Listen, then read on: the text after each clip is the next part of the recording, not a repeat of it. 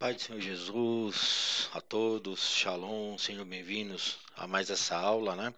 Então vamos dar início à aula da 14ª porção da Torá, que é a Parashá Vaerá, que quer dizer e apareci. Ela tem início em Êxodo capítulo 6, versículo 2, ela vai até capítulo 9, versículo 35. A porção dos profetas é Ezequiel, capítulo 28, versículo 25 até o capítulo 29, versículo 21. E a porção do Novo Testamento está em Romanos, capítulo 9, versículos 14 a 17, e em 2 Coríntios, capítulo 6, versículo 14, até o capítulo 7, versículo 1. Tá bom? Então, essas aí são as referências bíblicas para esse estudo, né? São as porções dos profetas e do Novo Testamento, atrelados aí a essa porção da Torá, da Parashá Vaerá. E vamos logo dar início, né? Então, nós vemos nessa porção da Torá o Eterno preparando o povo para conhecê-lo. Até nesse momento nas Escrituras, Deus havia se revelado para uma família em específico, para a família de Abraão. Quando nós lemos a tradução que está em nossas mãos, dá-se a entender de que os patriarcas não quiseram conhecer a Deus, mas somente o seu poder. Quando estudamos o hebraico, nós vemos que isso não foi isso o que aconteceu, foi o próprio Deus que não quis se revelar. Essa porção se conecta a outra quando o Eterno aparece a Abraão. Se você se lembrar, né, quando Deus se aparece para Abraão, a Parashá é Vaierá, onde o Eterno se revela como El Shaddai, como Todo-Poderoso. E neste momento, Deus prepara o povo para uma transição de ciclo, onde o tetragrama, né, aquele conhecido como YWHW, né, traduzido como Yahvé, ele vai ser revelado, elevando também o nível de relacionamento entre o Criador e a humanidade, saindo da esfera particular para o nível coletivo. O Eterno, ele não iria se revelar somente ao povo judeu, mas também para o faraó que se julgava um Deus. Através do desenrolar da história, nós vemos o Eterno no controle de todas as coisas e todos os acontecimentos da história de Israel e da humanidade. Então, para começar esse estudo, né, depois dessa introdução, a gente vai na primeira aliá, a primeira subida, né, a primeira porção dentro, né, a porção menor dentro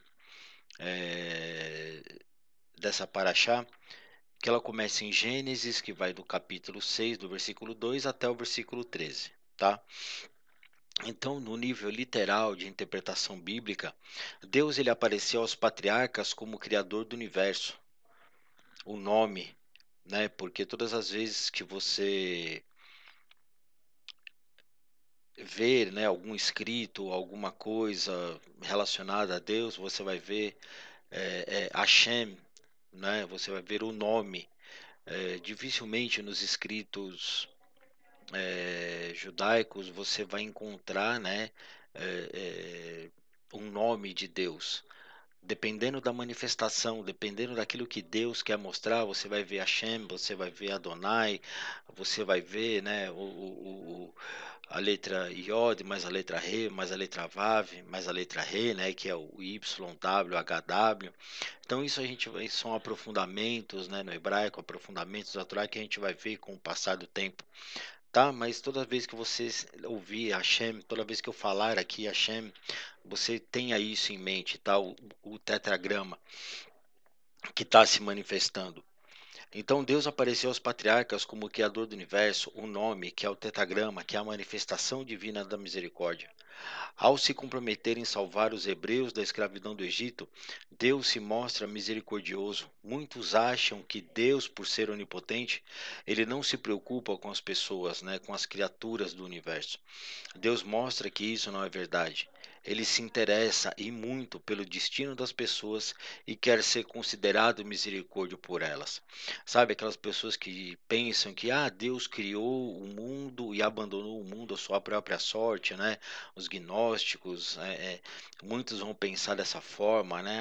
Deus ele está distante da humanidade, Deus não quer conta com a humanidade, muito pelo contrário. Deus quer que nós nos acheguemos a Ele, Deus quer que a gente confie nele a cada dia, né? No fácil. Deus quer se manifestar para nós de diversas maneiras, né? Quando ele vai dizer para Moisés, né, lá no na passagem da sarça, né, que ele diz, eu serei o que serei, é justamente isso. Deus está dizendo para Moisés, ó, diga ao povo que eu serei aquilo que eles precisarem que eu seja. Então, se você precisa de cura, ele é o Deus da cura. Se você precisa de sustento, ele é o Deus do sustento. Se você precisa do Deus das batalhas, né, o general de guerra, ele vai ser o general de guerra na sua vida. Se você precisa aquele que luta as batalhas com você, ele vai lutar as batalhas com você.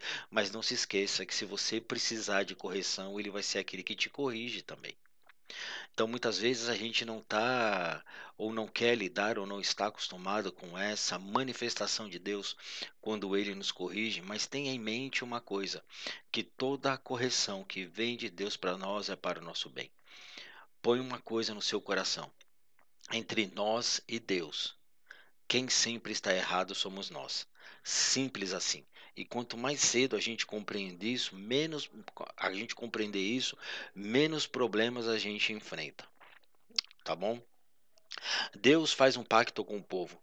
Os hebreus serão o seu povo e em troca ele será o seu Deus. E como os hebreus o reconhecerão como Deus? Pelos milagres que ele fará para libertá-los, o que somente Deus é capaz de fazer. Aqui também já vai uma pergunta: quando você sabe que é Deus agindo na sua vida? Ou como você reconhece Deus agindo, né, no seu dia a dia? Isso é uma pergunta importante que você deve refletir. Como eu sei que é Deus agindo? Como eu reconheço Deus nas ações, né, no meu dia a dia? E sendo assim, ele será lembrado como misericordioso que se importa com o sofrimento dos homens, do mesmo modo que os hebreus tiveram que sofrer para que, ao serem libertados, reconhecessem o valor de seu libertador. Algumas pessoas têm que sofrer para que, quando elas sejam libertadas, elas reconhecerem Deus como seu Salvador. Então, muitas vezes, eu e você passamos por sofrimento, passamos por situações difíceis, porque nós não estamos reconhecendo Deus como nosso Salvador, como nosso libertador, né? Isso é perigoso, porque isso pode levar as pessoas a um endurecimento de coração por não conhecer quem Deus é, por estabelecerem um Deus para si mesmas, ao invés de conhecerem o Deus da Bíblia, né? Quando eu fico entrando nesse lugar de que eu sou sempre o coitadinho e porque eu sou o filho de Deus, Deus tem que fazer tudo por mim, eu entro nesse lugar e quando as coisas não começam a acontecer, né? Eu vou endurecendo meu coração dizendo que Deus não me ama. Então comece a rever os motivos, né, pelo que as pessoas sofrem ou pelo que você está passando, né? Todo sofrimento, tem uma causa.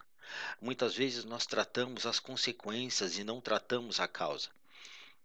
Você entendeu? Então, isso precisa ficar claro na nossa vida, na nossa mente, no nosso coração, né? Que nós devemos constantemente estar revistando, revisando, né? A nossa, a nossa atitude dia a dia para que a gente possa estar firmados em Deus, para que a gente possa estar, né, constantemente é, guardados, né, debaixo das asas do Altíssimo. Só um minutinho, por favor.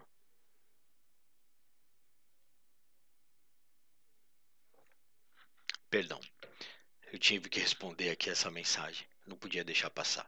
Mas então, eu e você precisamos entender que o sofrimento faz parte da nossa vida, é o sofrimento que nos aperfeiçoa. Lembra o que Paulo vai escrever? Que Cristo, mesmo sendo filho, aprendeu a obediência por meio daquilo que sofreu. Então, eu e você temos que passar por essas situações para que a gente cresça, né? Justamente na graça e no conhecimento de saber quem Deus é. Deus oferecia a salvação para os filhos de Israel. Eles, porém, estavam tão absortos no sofrimento e nas angústias de suas vidas que desprezavam esse ato divino. Às vezes, nós damos tanta atenção aos aspectos negativos de nossa vida que não percebemos a salvação divina, que muitas vezes é colocada à nossa frente. Deus, porém, mantém sempre as portas abertas para quem nele confia. Apesar do povo não ter escutado a Moisés e apesar de Moisés ter alegado incapacidade em convencer o faraó, Deus obriga Moisés a ir enfrentar o rei do Egito. E aqui já vem uma lição para mim e para você, que nós não devemos nos recusar em cumprir a nossa missão, alegando incapacidade própria ou fatores externos. Quando Deus nos criou, Ele nos deu a capacidade para cumpri-la. Então, aqui, meu irmão, tudo aquilo que Deus pede para você fazer, Ele já te capacitou em algum momento. Agora, se eu e você não sabemos usar as ferramentas que Deus colocou em nossas mãos, aí nós temos um problema. Sabe aquela história de querer comer sopa de garfo? Pois é, justamente. Por não saber utilizar corretamente as ferramentas que Deus colocou em nossa mão, porque não sabemos utilizar. Aliás, muitas vezes temos ferramentas que Deus colocou em nossas mãos e a gente nem sabe que tem. Aleluia. E quando a gente vai para a batalha, quando a gente vai para o campo, né? Aí de repente, meu Deus, eu não sabia pregar e saiu uma pregação, eu não sabia louvar e louvei, eu não sabia orar e orei, eu não sabia interceder e intercedi por alguém. Tá vendo? Ferramentas que estão aí ocultas, guardadas, que nós não operamos por medo ou ou por simples comodismo. Então, meu irmão, se um dia você levantou a mão e disse: Deus, eis-me aqui, envia-me a mim, ha, Deus já colocou em você as ferramentas que você precisa. Agora, o que, que a gente precisa fazer na nossa caminhada? É aprender a usar as ferramentas que Deus nos deu e adquirir novas ferramentas, porque a cada dia nós enfrentamos uma batalha diferente. Apesar do povo não ter escutado Moisés e apesar de Moisés, né, ter negado a incapacidade, foi o que eu disse. Deus ele vai nos obrigar em algum momento, se a gente se recusa a fazer aquilo que Deus, né, ordenou a fazer, ele vai nos obrigar de alguma forma. E Deus falou a Moisés. Deus chama Moisés para prestar contas, porque ele havia falado duramente dizendo: por que você prejudicou esse povo? Deus diz a Moisés: eu sou o Senhor. A pergunta que fica é: Moisés já não sabia que Deus é o grande eu sou? Afinal, o Eterno já havia dito isso para ele. Segundo Rashi, né, que é um dos grandes comentaristas bíblicos, Deus está dizendo para Moisés: olhe, Moisés, eu sou fiel para recompensar a todos aqueles que andam diante de mim. Eu te enviei a Faraó para cumprir as minhas palavras que disse aos primeiros pais. Então, meu irmão, já vem aqui uma lição para mim e para você. Quando Deus nos envia para algum lugar, não é para cumprir a nossa palavra, é para cumprir a palavra dele que ele já havia enviado a alguém. Meu Deus, isso é forte demais. Eu e você achando que nós estamos indo para que Deus cumpra com a nossa palavra, para que Deus haja de acordo com aquilo que nós vamos fazer. Não, meu irmão, quando Deus te manda para algum lugar é para cumprir algo que ele já havia prometido para alguém. Vai guardando isso aí no seu coração. Nós vemos nas Escrituras a expressão Ani Adonai, eu sou o Senhor. Significa que eu sou fiel para exigir a retribuição, ou seja, Deus sempre vai exigir de nós a prestação de contas de tudo aquilo que fazemos ou falamos em seu nome. Então, meu irmão, a gente precisa tomar cuidado com o que a gente fala. Ah, em nome de Deus, se Deus quiser, eu vou fazer, se Deus permitir, eu vou fazer assim, se Deus, se Deus, se Deus. A gente vai colocando o nome de Deus, muitas vezes inconscientemente, e não cumprimos com aquilo que falamos. E isso traz problema, isso traz issurim, né, que são pequenos problemas para o nosso dia a dia. A gente precisa tomar cuidado, rever aquilo que nós falamos. Mateus capítulo 25, versículos 14 e 15 vão dizer: pois será como um homem que, ausentando-se do país, chamou a seus servos e entregou-lhes seus bens. A um deu 5 talentos, a outro deu 2 e a outro deu 1, a cada um conforme sua capacidade.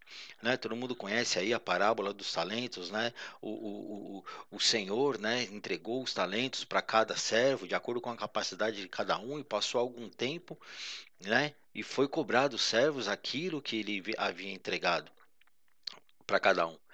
Então, eu e você precisamos não. Nós vamos em algum momento da nossa vida prestar conta de tudo aquilo que Hashem, que Deus derramou na minha e na sua mão. Tudo aquilo que ele colocou, toda a ferramenta, todos os dons, um dia nós iremos prestar contas. E se nós formos achados em falta, meu Deus, precisamos urgentemente restabelecer a nossa comunhão com Deus, voltar ao plano e ao propósito que Ele estabeleceu para que a gente possa caminhar nessa terra de acordo com a vontade dEle e não de acordo com a nossa vontade.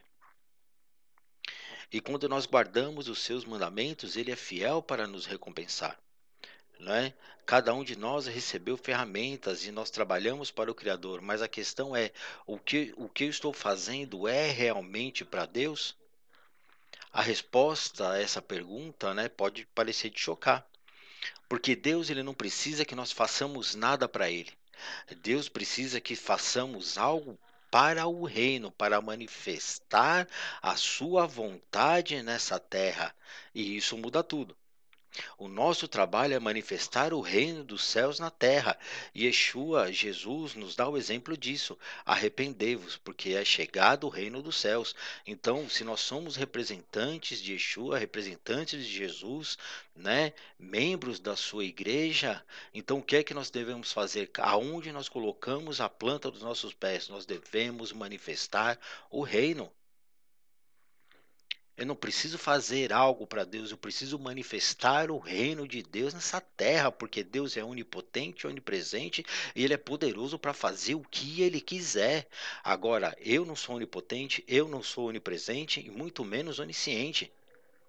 E eu não tenho que fazer a minha vontade, eu tenho que fazer a vontade dEle, manifestar o reino dEle, não a minha vontade.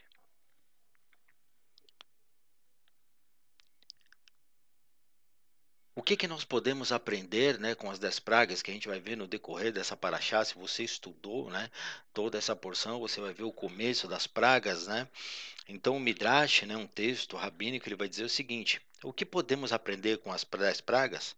Faraó riu, dizendo: Quem é Hashem? Qual é o seu nome? Porém, quando as pragas vieram, ele sentiu o poder de Hashem. As pragas golpearam os egípcios a partir da água, da terra e do ar, provando que Hashem, que Deus, governa sobre tudo. A praga do sangue tornou os egípcios pobres e fez os judeus ricos e invejáveis. Outras pragas adoeceram os egípcios, mas os judeus permaneceram saudáveis. As pragas no Egito, trazidas por Deus com grandes milagres, Nissim, ensinaram que a riqueza e a saúde, vida e morte são decididas por ele. Hashem envia Moisés contra os judeus para contar aos judeus que eles seriam libertados. Moisés perguntou a Deus: Por que o Senhor me enviou até os judeus se eu fiz as coisas piorarem?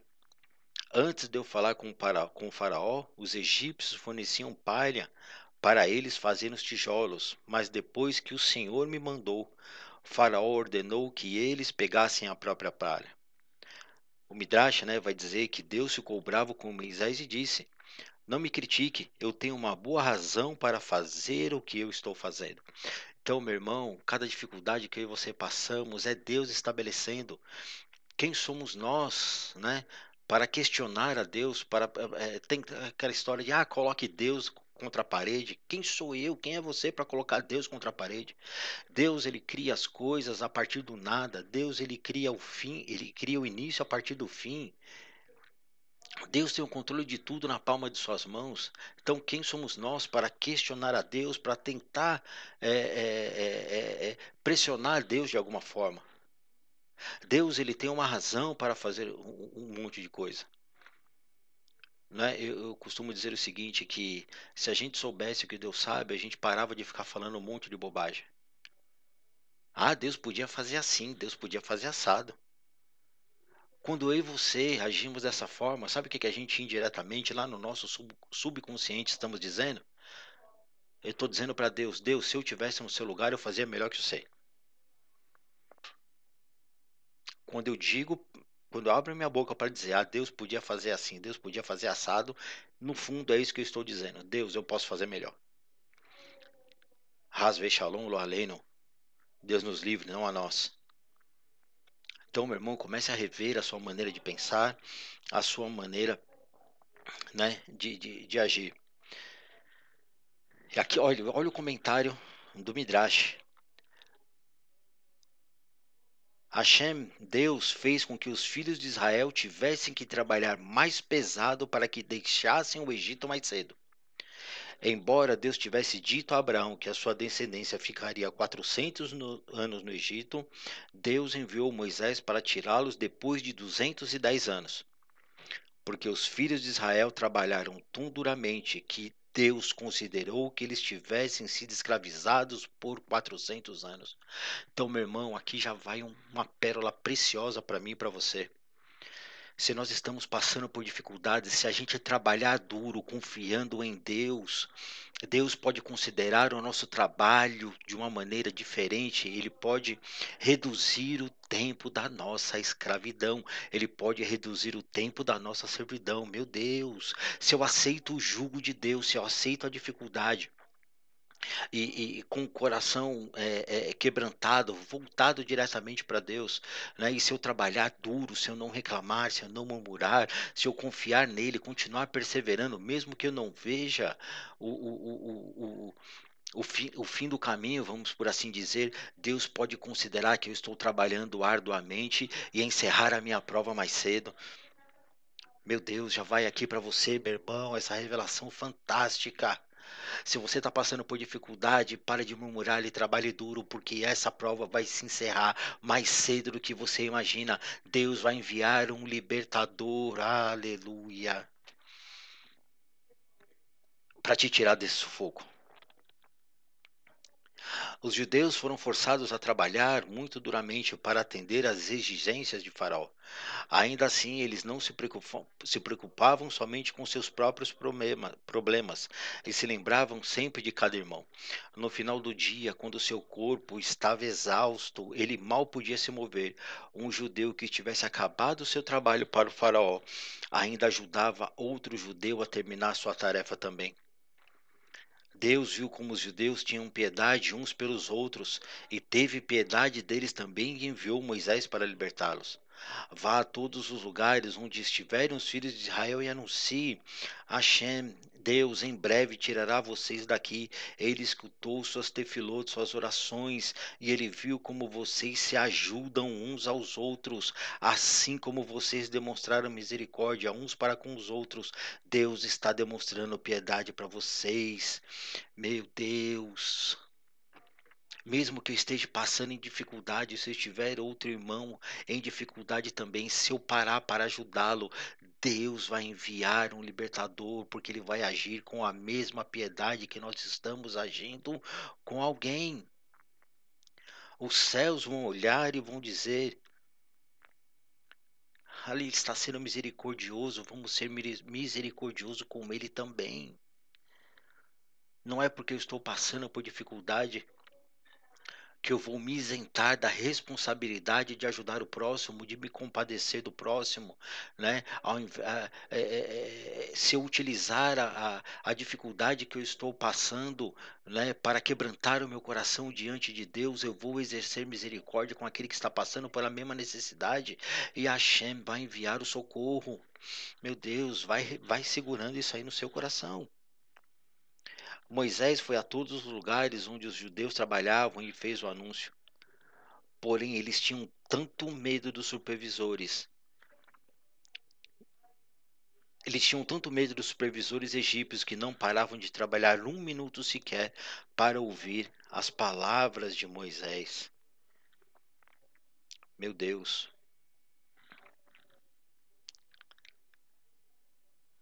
O Eterno, ele está sempre no controle de tudo. Êxodo 6:9. Desse modo falou Moisés aos filhos de Israel: não mais lhe deram ouvidos por causa da angústia de espírito e da dura servidão. No texto em hebraico, o sentido dessas palavras são de que o povo não ouviu Moisés por causa da sua falta de ar, por causa do seu trabalho árduo. Ou seja, quem está sob estresse não consegue respirar direito, a sua respiração é curta e ofegante, e alguém nesse estado não consegue ouvir e muito menos pensar direito. O povo estava com o espírito angustiado. A visão divina encontrou pessoas amarguradas que buscavam apenas o alívio das suas necessidades imediatas e elas não escutaram Moisés. Meu irmão, aqui eu já vou te dizendo, já vou te liberando uma palavra para a sua vida. Se você está amargurado de espírito, se você está cansado e sobrecarregado, olhe para as promessas, olhe para Cristo, porque Ele vai aliviar o seu fardo. Eia, para, respira. Restaure suas forças, o descanso está nele. Salmo 121. Elevo meus olhos para os montes, onde me virá o socorro? Meu socorro vem do Senhor que fez os céus e a terra. Pare de olhar para o chão, pare de olhar para a terra. O seu socorro vem dos céus. Não deixe essa amargura de espírito te tirar o foco, roubar aquilo que Deus estabeleceu para sua vida, aquilo que Deus colocou no seu coração. Eles estavam preocupados somente com o alívio imediato, ou seja, eles estavam dizendo: Moisés, se você tem alguma coisa para aliviar a minha dor, agora eu aceito. Eu não quero saber de liberdade, eu não quero saber eu não quero das coisas para frente, eu quero agora. O imediatismo vai te roubar as coisas de Deus da minha e da sua vida. Se eu quero somente o alívio para agora, né? Lembre-se lá em Isaías, ele dá pão para o cansado, ele dá pão para o que come e semente para o que semeia. Se você quiser comer só pão, ele vai te dar o pão a vida inteira, você não vai morrer de fome, mas você vai continuar sendo escravo. Meu Deus. Ou você quer ser um semeador? Se ele dá pão para o que come e semente para o que semeia. Se você quiser só pão, ele vai te dar só o pão. Se você quiser a semente, o que que a semente representa? A semente representa a provisão. Você pega a semente, planta, colhe, come e planta de novo. Meu Deus. Guarda isso no seu coração.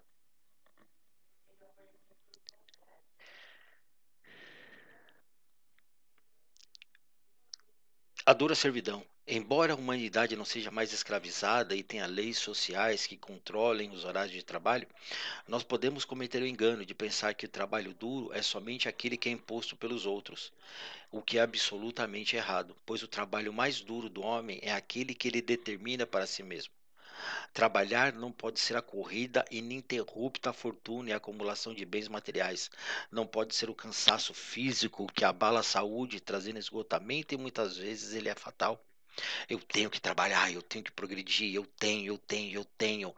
Nós acabamos colocando sobre nós uma carga que não é nossa. Nós mesmos acabamos de nos colocar em um jugo desigual e pela nossa própria vontade. Não é nem o faraó, não é nem o inimigo, é você mesmo, na sua ânsia de querer ganhar dinheiro, de querer trabalhar cada vez mais. Meu Deus, o trabalho é bom e edifica o homem, mas o trabalho não pode roubar o lugar de Deus na sua vida. Esse é chamado um estado, né, de avodakashá, em hebraico, que é a dura servidão, que pode levar a um estado, né, de angústia de espírito, o horizonte estreito, levando o homem a esquecer de que o ser humano é a composição de alma, corpo e espírito, e esse espírito também tem o direito de ser alimentado. Tendo isso em mente, cada um de nós poderá ter um futuro promissor se decidirmos alimentar o nosso espírito visando o nosso aperfeiçoamento. Se o nosso espírito está angustiado, nós não enxergamos as promessas de redenção eterna. Deus ele endurece o coração do faraó. Deus privou o faraó da possibilidade de arrepender-se. Esta é uma ideia recorrente em toda a Bíblia e é a base, né, principal do relacionamento do homem com o seu Criador, o arrependimento. A sabedoria rabínica diz que o juiz da verdade pode castigar alguém que cometeu uma grave transgressão, fechando-lhe as portas do arrependimento. Paulo vai escrever isso em Romanos, que o homem pode chegar a um estado aonde Deus pode entregá-lo aos seus desejos do coração. Você imagine se Deus decidir fechar as portas do arrependimento para mim e para você? Meu Deus, eu não gosto nem de pensar nisso. Rasve Shalom, lá além. Terei misericórdia de quem eu quiser ter misericórdia. E se um dia Deus não quiser ter mais misericórdia de mim ou de você, o que vai ser? Se ele fechar as portas do arrependimento e nos entregar ao desejo do nosso coração. Examine você mesmo aí agora. Cada um sabe quem é verdadeiramente, cada um sabe aquilo que está guardado lá no fundo do coração, aquilo que não pode vir para fora, aquilo que você com tanto esforço vem subjugando, aquilo com tanto esforço você vem matando a sua carne todos os dias. Imagine se Deus tirar essa trava. Hasbe Shalom, olha, não gosto nem de pensar. O coração de Faraó era pesado e as pragas eram para despertar a sua sensibilidade, pois de que serviria punir alguém que não tem sequer uma possibilidade de operar alguma mudança em sua atitude? Então, meu irmão, aqui nós vemos também Deus agindo de uma maneira sobrenatural. Né? Você vê pessoas que estão passando aí por problemas, por sofrimentos, é para que o coração dessa pessoa se amoleça, mas se ela não reconhecer a soberania de Deus, se ela não reconhecer que Deus está sob o controle de todas as coisas, Deus endurece cada vez mais o coração dessa pessoa. Então é por isso que nós precisamos ter muito discernimento ao interceder, ao orar por alguém. Não vai achando que todo mundo que você levantar a mão, que você orar, vai ser salvo. Para com isso. Nem todos que aceitam a Cristo serão salvos. Nem todos vão se converter verdadeiramente. Quem convence o homem do pecado, da justiça e do juízo é o Espírito Santo. Não sou eu e não é você. Se o Espírito Santo não convencer essa pessoa do pecado, nada vai convencê-la. Entenda isso. Faraó, por ter maltratado cruel e voluntariamente os filhos de Israel, Faraó é punido, e a sua punição exemplar visa mostrar aos habitantes da terra e às futuras gerações que, quando Deus decide bloquear o caminho de retorno do pecador, este não poderá anular a decisão e morrerá pela maldade que ele mesmo provocou. O povo foi salvo do Egito, mas morreu uma geração no deserto. Mais para frente a gente vai falar sobre isso. Gálatas 6, 7, 8. Não vos enganeis, Deus não se deixa escarnecer. Tudo que o homem semear, ele também colherá. O que semeia na carne, da carne colherá a corrupção. E o que semeia do Espírito colherá a vida eterna. Quando as pragas começaram, né? Cada uma delas foi um castigo pelo tratamento que os israelitas sofreram na mão dos escravizadores. Segundo a lei divina, cada pessoa recebe o castigo e a recompensa do que faz, e esses acontecimentos são às vezes visíveis e comprovados pelos homens, e outras vezes ficam ocultos. Romanos capítulo 9, versículos 15 a 23. Pois ele diz a Moisés: Terei compaixão de quem eu quiser e terei misericórdia de quem eu tiver misericórdia. Assim, pois, não depende do desejo e do esforço humano, mas de Deus que se compadece. Pois que a Escritura diz a Faraó: Para isso mesmo te levantei, para em ti mostrar o meu poder e para que o meu nome seja anunciado em toda a terra. Logo, ele tem misericórdia de quem quer e endurece a quem ele quer. Alguém dirá então: Por que se queixa ele ainda? Quem resiste à sua vontade? Mas, ó homem, quem és tu? Meu Deus. Mas, ó homem, quem és tu que a Deus questiona? Dirá a coisa formada ao que formou: Por que tu me fizeste assim? Ou não tem o oleiro poder sobre o barro para da mesma massa fazer um vaso para a honra e outro para a desonra? E que direis se Deus, querendo mostrar a sua ira e dar a conhecer o seu poder, suportou com muita paciência os vasos da ira, preparados para a perdição, a fim de que também desse a conhecer as riquezas de sua glória nos vasos de misericórdia, para que a glória já dantes preparou. Nesses versículos, Paulo ele fala que não temos a garantia da nossa redenção espiritual através da nossa herança carnal, posses ou posição de poder, mas única e exclusivamente pela vontade do Criador. Podemos dizer que o nosso livre-arbítrio pode depender da vontade do Criador e que nada é capaz de mudar os propósitos de Deus para a humanidade. Quando Paulo usa o termo vasos, é um conceito espiritual onde temos os vasos, né, da severidade, que é chamado givurá em hebraico, e os vasos de bondade, misericórdia, que é chamado de hesed. E esse conceito também fala da mão esquerda e da mão direita de Deus, que manifesta juízo ou bondade. A mão forte é a mão esquerda que se manifestou endurecendo o coração de Faraó. E o braço estendido é a mão direita, que poupou o povo das pragas e conduziu com cuidado para atravessar o Mar Vermelho. Deus se manifesta em nossas vidas através desses atributos de bondade e de misericórdia, né? De bondade e de juízo, para conduzir a humanidade em seu propósito de redenção e consciência. Aqueles que adquirem consciência beberão do cálice da misericórdia, e os que resistirem beberão do cálice da severidade. Deus ele castigou a idolatria egípcia, né? Muitos estudiosos atribuem a origem das 10 pragas como algo natural, ou seja, um fenômeno da própria natureza.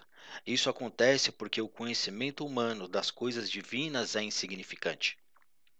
São poucos os que, tirando o caráter milagroso desses fenômenos, né, não deixa de permanecer um mistério. Segundo a tradição, quando os hebreus tiravam água para beber, ela parecia pura, saborosa, né? Mas quando os egípcios tomavam os odres dos hebreus, elas voltavam a ser como sangue. A primeira praga demonstrou que o Nilo, a divindade dos egípcios, não foi capaz de deter a vontade de Deus. Na segunda, quando o próprio Nilo produziu rãs, ficou claro que, além de não a deter, o Nilo também é seu servo. A terceira praga foi a do pó se converter em piolhos e pequenos insetos que picavam mortalmente seus corpos. Os egípcios ordenavam aos hebreus que tirassem o pó de suas casas, pátios e ruas, e ainda porque os egípcios proibiam os hebreus de tomarem banho. Pela primeira vez, os magos não puderam reproduzir os piolhos e foram forçados a admitir que Moisés e Arão eram enviados de Deus. Aí a gente já pode fazer essa aplicação aí para sua vida, né? Muitas coisas que acontecem por aí não é Deus que está fazendo. A gente precisa voltar a ter o espírito de discernimento. Depois Deus enviou feras e insetos que entravam nas cidades e mordiam os habitantes, porque os egípcios mandavam os hebreus caçarem os animais, expondo-os ao perigo de serem comidos e mordidos por estes. Cada uma dessas pragas, Faraó parecia estar disposto a se arrepender, mas quando a situação voltava ao normal, ele voltava ao seu estado primitivo. E assim é o costume do ímpio. Sempre que está na angústia, o rei Nabucodonosor louvava a Deus, e quando estava bem, ele se esquecia e atribuía poder a si mesmo. Daniel, capítulo 4. Né? Então, geralmente o ser humano é assim. Quando o castigo de Deus vem, ele confessa o seu pecado e arrepende-se, mostra apto a reparar sua falta. Mas quando passa a tormenta, ele se esquece das suas promessas. Se não há um arrependimento verdadeiro, não há reparação do mal cometido, e o castigo de Deus se apresenta cedo ou tarde no decorrer da nossa vida. Né? A gente passa por problemas hoje, por pecados que a gente cometeu lá atrás, esqueceu de se arrepender. E a gente fica culpando a Deus, a gente fica dizendo, ah, Deus, por que está passando isso? É porque está corrigindo alguma coisa. Simples assim. Mateus 4, versículo 17. Desde então começou Jesus a pregar: arrependei-vos, pois está chegado o reino dos céus. O arrependimento vai nos trazer cura, restauração, libertação. O arrependimento nos livra das pragas. Põe isso no seu coração, meu irmão. A quinta praga foi a peste que matava os animais domésticos, como castigo pelos egípcios terem enviado os hebreus para lugares remotos, para apacentar os seus rebanhos, com o objetivo de separá-los de suas famílias. Moisés informa a Faraó o prazo exato da próxima praga, para que ele pudesse repensar sua decisão. Dessa forma, fica clara também a divindade da praga e que não se tratava de um mero fenômeno natural. A sarna foi a sexta praga que fazia sofrer as pessoas e os animais, por haverem obrigado os hebreus a construírem casas de banho para banhar e deleitar o corpo dos egípcios. Êxodo capítulo 8, versículo 14. Porque desta vez eu mandarei todas as minhas pragas ao teu coração e aos teus servos e ao teu povo, para que saibais que não há como eu em toda a terra. Uma nova dimensão e propósito são dadas às pragas: santificar o nome de Deus. Moisés informa a Faraó que, embora ele devesse ter morrido na peste junto com seu povo, ele foi poupado por Deus para que ele reconhecesse a soberania do Eterno e proclamara para todo o mundo. O nome do Eterno seria anunciado de geração em geração, atestando a soberania e a vontade de Deus. Segundo a tradição, Faraó foi o único que sobreviveu do seu exército para que ele mesmo pudesse contar a glória de Deus. Na sétima praga, Deus açoitou os campos do Egito com chuva de pedras por eles terem obrigado os hebreus a lavrarem a terra. Na terra de Goshen, onde o povo hebreu habitava, nenhuma das pragas atingiu o povo, mostrando mais uma vez que o Eterno está no controle de todas as coisas. Conclusão: nós não podemos duvidar da soberania de Deus em nossas vidas. Tudo já foi escrito por Ele. Esses acontecimentos narram com precisão a mão de Deus em todos os momentos, protegendo o seu povo e castigando os ímpios. Isso também serviu para que o nome de Adonai fosse conhecido por toda a terra e de que havia um povo que foi eleito e escolhido por Ele para abençoar todas as famílias da terra e santificar o seu nome. Graças ao sacrifício de Yeshua, de Jesus, pelo sangue derramado na cruz do Calvário e pela sua ressurreição, nós somos enxertados nesse povo e, através da nossa obediência e devoção, santificamos também o nome de Adonai, o Eterno. Amém?